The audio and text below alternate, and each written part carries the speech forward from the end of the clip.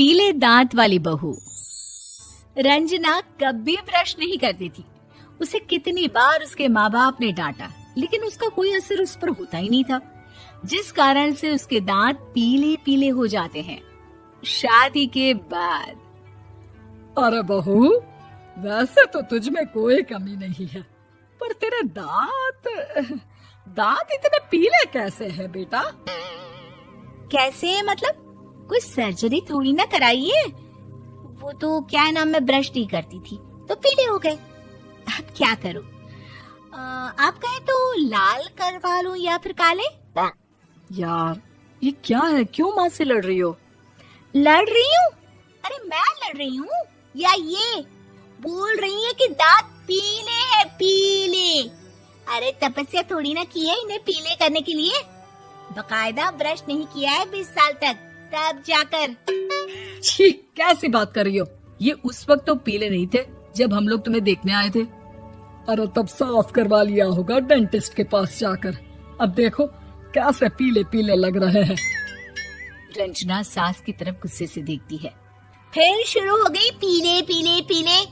अरे पीले तो तब भी थे जब मेरे हाथ का रसगुल्ला उड़ा उड़ा कर खा रही थी और बोल रही थी, लड़की नहीं गुणों का खजाना दे रहे भाई साहब आप। खैर, अब वो लोग करते भी तो क्या करते, पीले दांत वाली बहू पल्ले पड़ी थी तो झेलना तो था ही। एक दिन कीर्तन में रंजना गाना गा रही थी। अरे कमला बहन, माँ का द्वार है, यहाँ तो सब शुद्ध होकर आते हैं, फिर अपनी बहू को ब्रश भी नहीं करवाती तुम।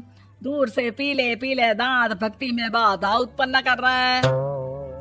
अरे कोई 2 साल के बच्चे थोड़ी ना लेकर आई हूँ मैं बहू बनाकर।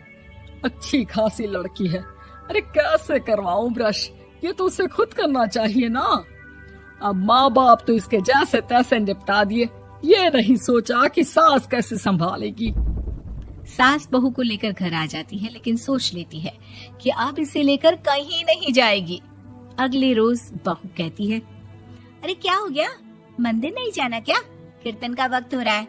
मेरी मधुर वाणी से कान्हा जी जागते हैं और सोते हैं। आप तो जानती है ना उनकी भक्ति में कितना मन लगता है मेरा। वो क्या है ना, तबीयत ठीक नहीं लग रही है मेरी, आराम करूंगी मैं। तबीयत ठीक नहीं लग रही? अभी तो मिथुन के गाने पर नाच रही थी आप, और अब बोल रही है कि तबीयत ठीक नहीं लग रही। अरे भक्ति में मन लगा लो सासू माँ, ऊपर जाना है, क्या मुंह दिखाओगी आप? हाँ? सास को बहू की बात पर गुस्सा आ जाता है। मैं क्या मुंह दिखाऊंगी, इसकी चिंता तो ना कर, समझी? अपने मुंह की चिंता कर, जो ये पीले पीले दांत लेकर हर जगह पहुंच जाती है। पता है लोग कितना मजाक बनाते हैं। ना जी ना, मैं नहीं जाना कहीं तेरे साथ। तो ये बात है। कोई ना, मत जाओ, मैं अपने कमरे में ही बैठकर भक्ति कर लूंगी। ऊपर वाला दांत थोड़ी ना देखता है, मन देखता है, भावना देखता है। और अरे बस बस, तू सब कुछ दिखा, बस ये सफेद चमकदार दांत ना दिखाना किसी को, है? जा यहाँ से। बहू को सास की बात का कोई फर्क नहीं पड़ता, वो तो जैसी थी वैसी ही रह जाती है।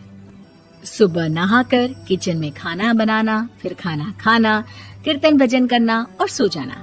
एक दिन, माँ जी मैं सहेली के घर जा रही हूँ, शाम को लेट आऊंगी।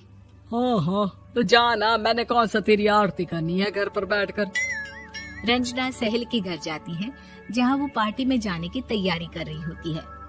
अरे शिखा, कहाँ जाने की तैयारी कर रही है? मैं गलत वक्त पर आ गई क्या? अरे नहीं यार, उल्टा सही वक्त पर आ गया। मैंने ये साड़ी और ज्वेलरी निकाली है यार, शाम को इनके ऑफिस की एक पार्टी में जाना है। बताना कैसा लग रहा है ये सब?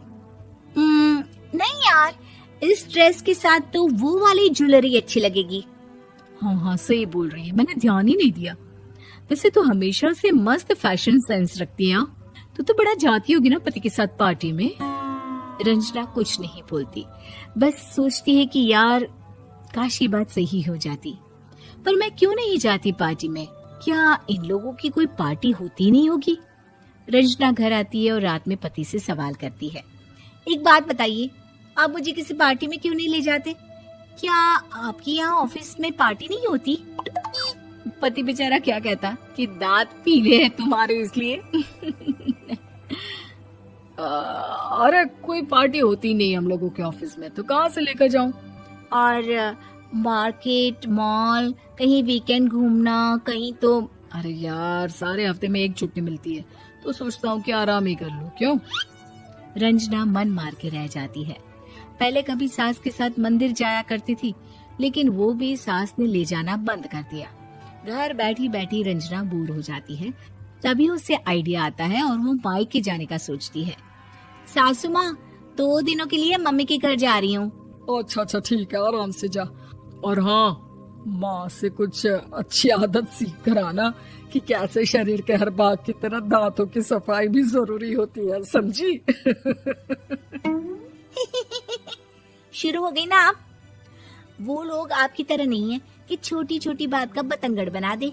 उन लोगों के लिए मैं मायने रखती हूँ, ना कि मेरे पीले पीले दांत। रंजना माँ को बिना बताए उन लोगों को सरप्राइज देती है, लेकिन जैसे ही वो दरवाजे पर पहुंचती है, अंदर देखती है कि घर वाले कहीं जा रहे होते हैं। अब माँ, काश रंजना दीदी के दांतों वाली प्रॉब्लम नहीं होती, तो वो भी हम लोगों के साथ चलती ना बुआ जी की बेटी की शादी में। हाँ बेटा, लेकिन अब उसे कौन समझाए कि उसको उसके पीले दांत नहीं दिखते, लेकिन उसके आसपास के लोगों को कितना एम्बैरेसिंग फील कराते हैं। मुझे तो कितनी बार उसके स्कूल की टीचर ने शिकायत की कि उसके साथ कोई लड़की बैठना भी नहीं चाहती, और ना ही कॉलेज में कोई उससे बात करना चाहता था। लेकिन पता नहीं क्यों उसे ये बात समझ में ही नहीं आती। कोई कमी नहीं है उस लड़की में, बस यही कि दांत पीले हैं। वो तो भला हो जीजाजी और उनकी माँ का, जो दीदी को जैसी है वैसे ही रखा हुआ है। रंजना को अपने घर वालों की बात सुनकर बहुत दुख होता है। वो सोचती है कि वो क्या करे, लेकिन फिर वो सीधा डेंटिस्ट के पास जाती है, अपने दांत चमकाती है और कसम खाती है कि वो रोज ब्रश करेगी। अरे क्या हो गया? तुम तो 2 दिनों के लिए गई थी ना। पर कोई ना, अच्छा है, चलो आ गई तो। रंजना सास के सामने आकर खड़ी हो जाती है और पूरी स्माइल करती है, उसके चमकदार दांतों को दिखाती हुई। चले मंदिर।